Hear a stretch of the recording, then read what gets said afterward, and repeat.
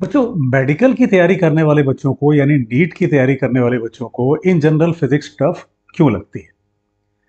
बेटा, कई रीजंस में से एक जो मेन रीजन निकल के आता है वो है उनके मैथमेटिकल पोर्शन के वीक होना। उनका मैथमेटिक्स वाला पोर्शन कमजोर होना। अच्छा, उसका एक बेसिक रीजन भी निकल के आता है कि उन्होंने टेंथ के बाद में यानी वो बच्चे जिन्होंने टेंथ के बाद में बायो ऑप्ट किया, उसमें एक बड़ा पोर्शन उन बच्चों का होता है जिन्हें बायो उतना पसंद नहीं थी जितना मैथ्स नापसंद थी।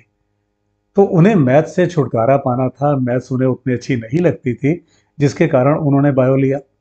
और अब फिजिक्स के रूप में मैथ्स उनके सामने एक बार फिर से सामने खड़ी हो गई। तो वो कहीं ना कहीं मैथमेटिक्स के कारण फिजिक्स से कटने लगते हैं, और जब वो वहां से कटने लगते हैं तो कहीं ना कहीं उनकी फिजिक्स वीक हो जाती है। तो बेटा, वैसे तो रीजंस कई एक हैं, लेकिन सबसे बड़ा रीजन जो निकल के आता है बायो ग्रुप के बच्चों के लिए, नीट की तैयारी करने वाले बच्चों के लिए, मेडिकल की तैयारी करने वाले बच्चों के लिए, बेटा वो है मैथमेटिकल पोर्शन उनका वीक होना। तो बेटा, इसका समाधान क्या है?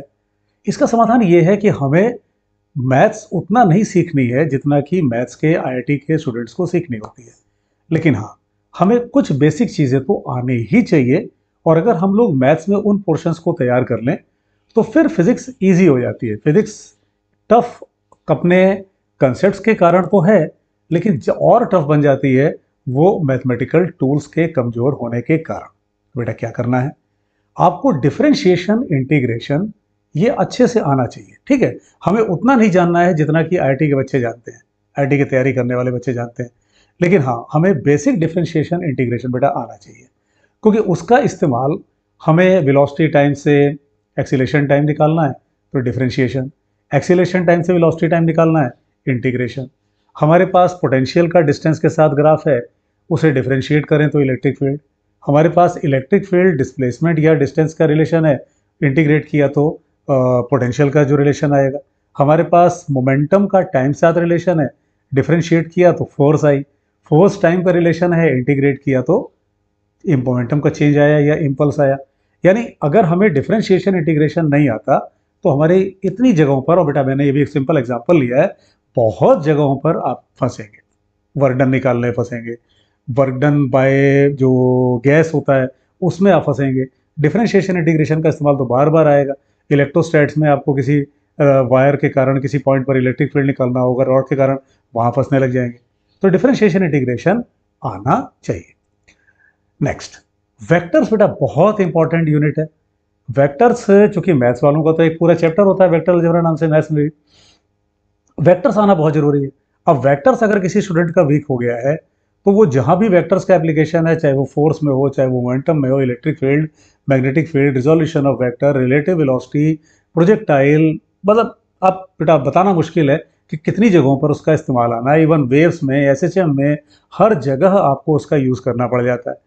तो बेटा वेक्टर्स को आप अच्छे से सीखो। ये आपको जो टिप्स बता रहा हूँ बेटा मैं, वो मैथमेटिकल टूल्स को आप स्ट्रॉन्ग करने की बता रहा हूँ, ताकि आप उसको उसके अकॉर्डिंग आप अपनी प्रिपरेशन को और अच्छे से कर सकते हो। एक बहुत बड़ा रीज़न है फिजिक्स के वीक होने का बायो ग्रुप के बच्चों में, क्योंकि उनका मैथ्स पोर्शन वीक होता है।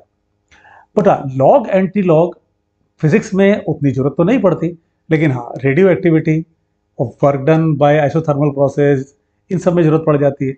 तो कुछ बेसिक लॉग, एंटी लॉग का भी, या लॉग और एक्सपोनेंशियल का भी यूज हमें आना चाहिए।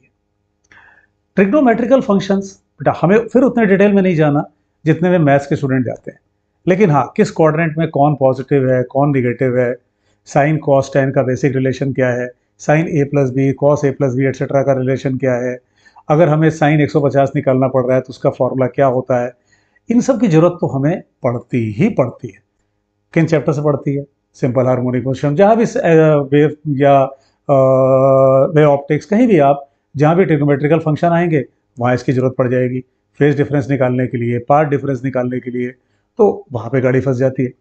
इवन प्रोजेक्टाइल मोशन में आप देखो तो वहाँ भी साइन इनकी इक्वेशन बनने की जरूरत पड़ जाती है, एसी में जरूरत पड़ जाती है। तो बेटा ट्रिग्नोमेट्रिकल फंक्शंस को भी अच्छे से तैयार करना है। ग्राफ के एरियाज, जो ग्राफ का एरिया होता है बेटा, जो आपके क्लास 9 का एक बेसिक मैथमेटिक्स होती है कि उसमें सर्कल का एरिया, ट्रायंगल का एरिया, रेक्टेंगल, स्क्वायर, फिर वॉल्यूम की बात करें, सिलेंडर, स्फीयर, तो ये सब अपने को आना चाहिए, क्योंकि इन सब की ज़रूरत हम लोगों को पड़ जाती है। Electrostatics, magnetism, even moment of inertia निकालने के लिए, या हमारे पास जैसे फोर्स और डिस्प्लेसमेंट का ग्राफ है, तो उसके वर्क उसका उससे एरिया निकाल के वर्क डन निकालने के लिए। या बेटा उसमें आमतौर पे आपको ट्रायंगल, स्क्वायर, रेक्टेंगल यही सब मिलता है। या आपके पास इलेक्ट्रिक फील्ड डिस्प्लेसमेंट का ग्राफ दिया होगा कुछ एग्जामिनर ने, आपको पोटेंशियल डिफरेंस निकालना पड़ेगा, तो बेटा वहाँ भी उसकी ज़रूरत पड़ जाती है ना। तो ये ग्राफ का एरिया वाला जो कंसेप्ट है वो एटलीस्ट हमें आना चाहिए, जिससे कि हम ये पता लगा सकें कि किसी एरिया अंडर द ग्राफ जो होता है वो हम कैसे निकालते हैं। बेटा बेसिक ज्योमेट्री आनी चाहिए तुमको। बेसिक ज्योमेट्री मतलब जैसे लाइन के अल्टरनेट एंगल्स किसको बोलते हैं, कब एंगल सेम होते हैं, किसी ट्रायंगल के दो इंटरनल एंगल्स एक्सटर्नल एंगल के बराबर होते हैं। आप जैसे लॉ ऑफ रिफ्लेक्शन में जब यूज़ करते हो, या आप रे ऑप्टिक्स बेटा इसको अक्सर यूज़ करते हो, एंड सो ऑन। सीरीज़ का जो बेसिक कंसेप्ट होता है, बाइनोमियल सीरीज़ वगैरह जो होती हैं, वो कंसेप्ट आपको आना चाहिए।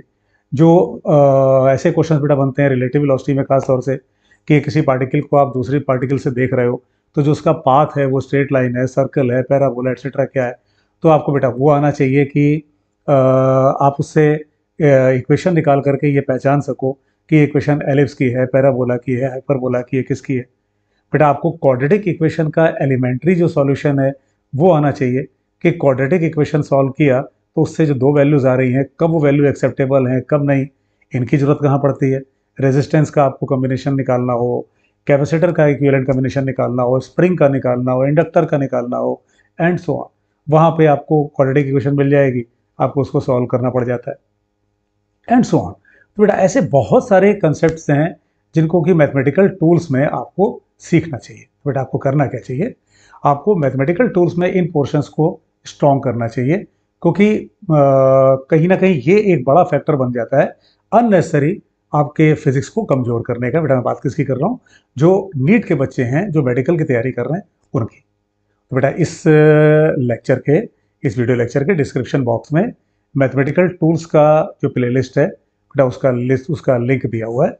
उसमें 2 लेक्चर्स हैं, उनको देख करके अच्छे से तैयार करो, ठीक है। और बेटा वीडियो को अपने फ्रेंड्स को शेयर भी करो, लाइक करो, और कुछ ऐसा कमेंट भी कमेंट बॉक्स में लिखो, अपना सजेशन बताओ कि ये तुम्हारे लिए कितना हेल्पफुल है, उस सजेशन को जरूर लिखो, ठीक है बेटा। Wish you all the very very best, अच्छे से प्रिपरेशन करो।